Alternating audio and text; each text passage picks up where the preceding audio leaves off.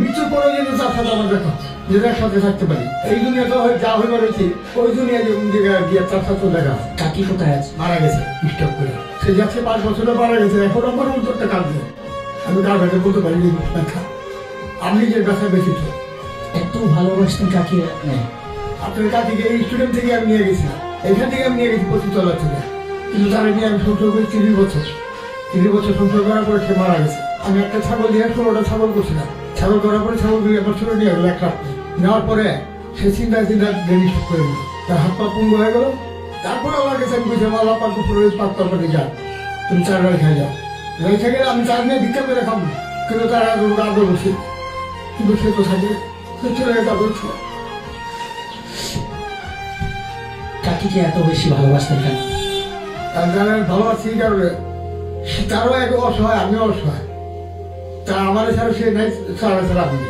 কাকি যে নাই এই কথাটা ভাবতে কেমন লাগে নিজের কাছে? রাত্রে যে আমি ঘুম দিয়ে আসি, রাত্রে একটা দিতে আমার ঘুম আসে না। কিন্তু তার কথা চিন্তা করলে আপনার ছোট ভাই ভিজতে পাই পানি ভিজে যায়। সেটা আমি কারো কাছে বলতে পারি না। নিজের কাছে দিয়ে রাখি। কার কাছে বলবো? ওই পর্বত দিগারের কাছে নিয়ে। কাকি কেমন আদর করতো আপনাকে? খুব আদর করতো। আমি বাসায় গেলে আমার ভাতটা বেড়ে দিত, গোসলের পানিটা ভরে দিত।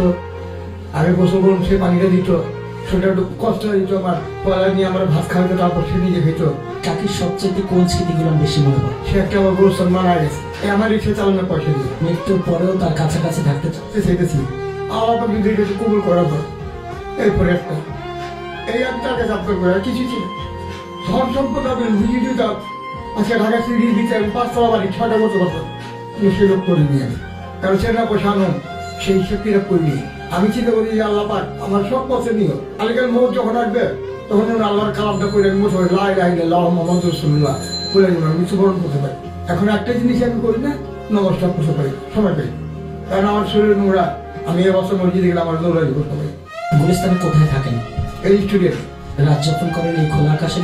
এছাড়া কোথায় যাবো? একটা ঘর ভাড়া নিতে গেলে 3000 থেকে 4,500 টাকা দিতে হবে ভাড়া। কারণ আমি রিক্সার কাজ চালাই এখন করে কামে 300 কামিয়ে আমাদের কামানে। এত বেশি ভালোবাসতেন কাকি? কেন প্রত্যেক কাজে দিদি তার হেঁটে কথা মাপতে দেয়। তাহলে বুঝতে পারবেন যে তার কত স্লোস কত মগজ করছি। কিন্তু আমি রোজে মধ্যে থেকে তার কত মগজ করছি। কিন্তু শিল্পপতি এটাও করে করলে আমাদের মতো হয়নি। আমার এখানে সে কোনো ভাত খান খুঁজে দেয় আর তার ছাড়া আমি খাওয়া দিই। আমি রিক্সা চালিয়ে গেছি, সে আমার অপেক্ষা করেছি। ভালোবাসা ধন সম্পদ দিই তো শাহজাহান, সম্রাট শাহজাহান সে আগ্রা তাজমহল করছে কেন? ভালোবাসার জন্য। সে টাকা পয়সার দিকে পরোয়া করেনি। কিন্তু সেরকম দামি আমার সমস্যা নাই।